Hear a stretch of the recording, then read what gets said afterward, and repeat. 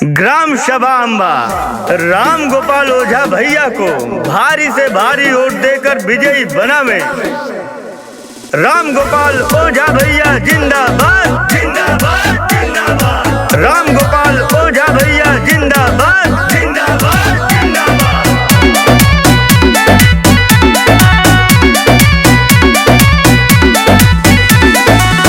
अब तो युवाओं ने लड़ने को ठाना, अब नए भाई कोई करना बहाना, अब नए भाई कोई करना बहाना। अब तो युवाओं ने लड़ने को ठाना, अब नए भाई कोई करना बहाना।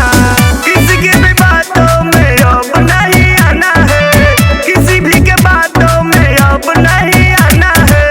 राम गोपाल ओझा को विजयी बनाना है, राम गोपाल ओझा को विजयी बनाना है, राम गोपाल ओझा को प्रधान बनाना है।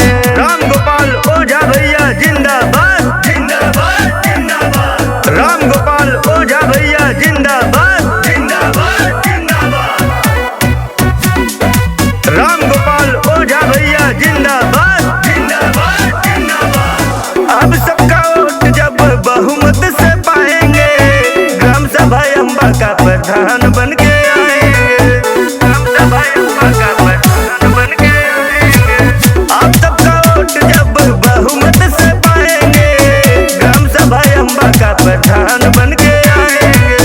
इनके ऊपर सबको आशीर्वाद बनाना है, इनके ऊपर सबको आशीर्वाद बनाना है।